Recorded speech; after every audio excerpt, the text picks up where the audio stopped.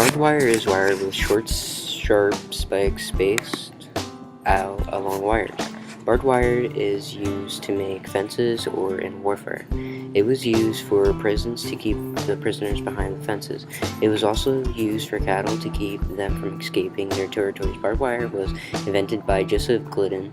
He was born on January 8, 1863 in Clarendon, New York. His death date was October 9, 1906 in DeKalb, Illinois. Barbed wire was a very successful tool that we still use today.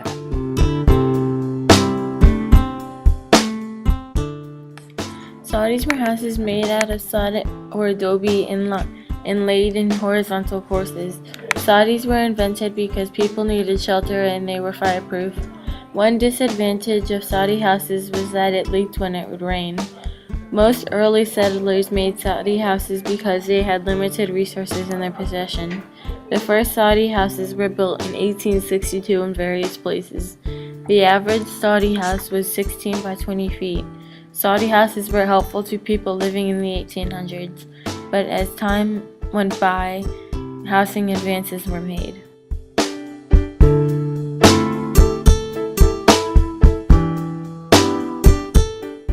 The steel plow was invented in 1837 by John Deere. The steel plow was used as a farming tool which would break up and touch soil without soil sticking to the plow. Deere invented the steel plow because the wooden plows would break when farmers tried to break up the tough soil. John Deere made the first steel plow with an old blade saw. The steel plow was the first step to making the farm equipment that we know of today. The steel plow would keep advancing and would end up to improve the time in order to plant enough crops to take care of your growing nation.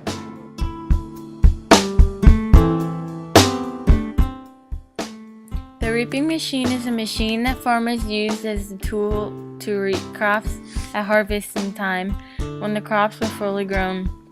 The reaping machine was both invented and built by Cyrus H. McCormick in 1831.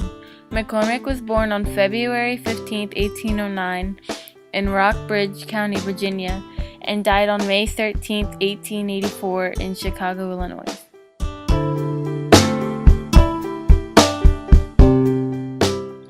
The Morrill Acts were laws in 1862 and 1890.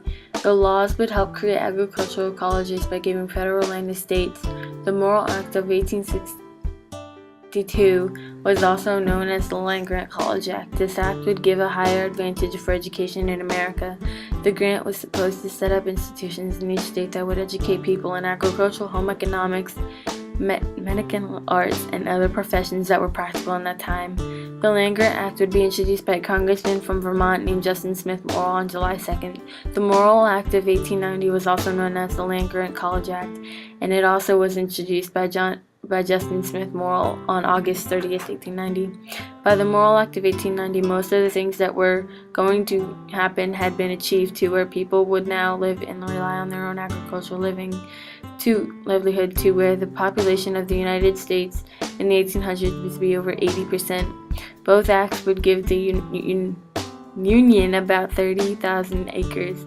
The act would be successful and give enough schools to teach all African Americans or former slaves.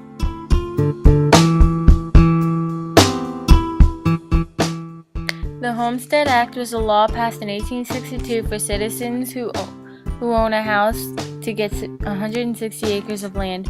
The land in the West was unexplored and very interesting to the settlers, and had Native Americans there that needed to be moved because the white men wanted to make the United States more empowering and make more room available for trading.